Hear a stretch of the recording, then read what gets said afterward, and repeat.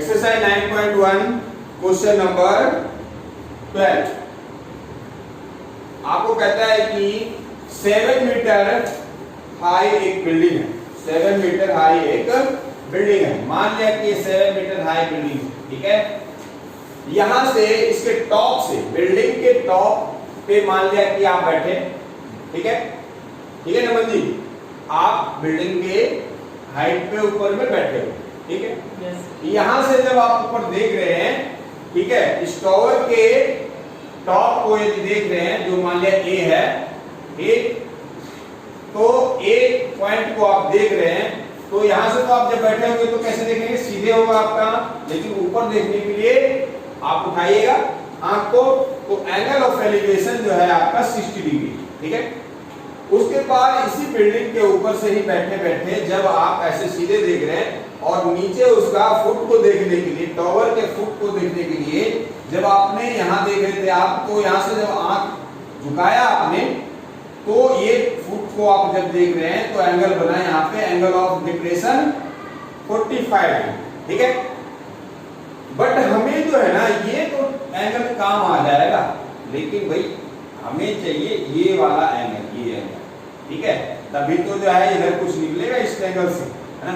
तो इसके लिए क्या होगा, देखो भाई ये सामने जो देख रहे हो पैरेलल है नीचे, किसके नीचे जो है बिल्डिंग के फुट से टावर के फुट के बीच की जो डिस्टेंस है उसका ये पैरेलल है।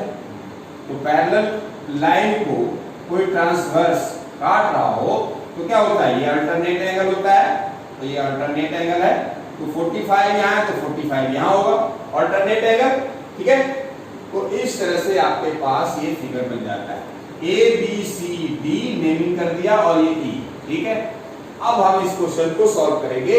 इसमें हमें निकालना क्या है, ये देखिए, निकालना है हमें determine the height of tower, यानी इस टावर के हाइट को निकालना है, ठीक है।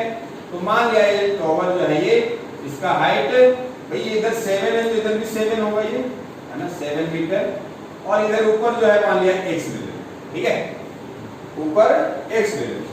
अब जो है अलग अलग ट्रायंगल में कर देते हैं। सबसे पहले नीचे ले लेते हैं, ठीक है। इन राइट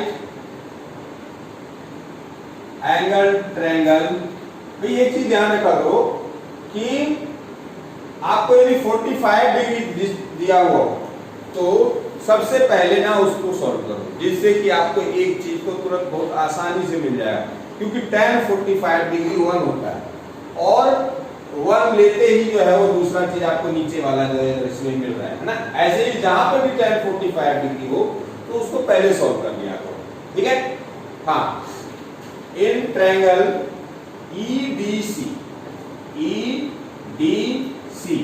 में क्या होगा, tan 45 डिग्री, tan 45 डिग्री क्या होगा, ED upon DC, ED upon DC, ठीक है। तो tan 45 1 और ED जो है आपको 7 मीटर दिया हुआ है, और DC जो है देखो DC, है ना। तो ये DC के जगह DC के लिए हमने DC के कितना आ गया, DC DC को क्रॉस मल्टीप्लिकेशन इधर ले आया मैं, तो हो गया DC 7, ठीक है। पहला चीज तो आपको बहुत आसानी से मिल गया 7 मीटर।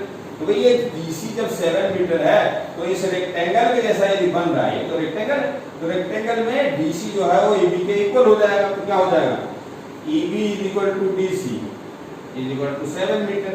तो इस तरह से ऊपर आपका 7 मीटर हो गया ये। अब ये निकालना है, तो इस ट्रायंगल को ले लेते हैं। इन triangle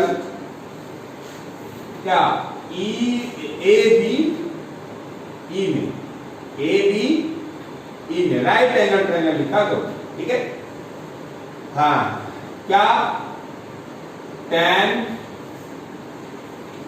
60 degree is equal to AB upon EB, ठीक है।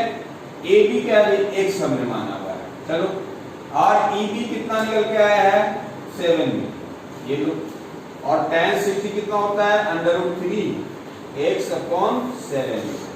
तो इस तरह से आपका x कितना निकल के आ गया, x इक्वल टू आ गया 7√3 मीटर, ठीक।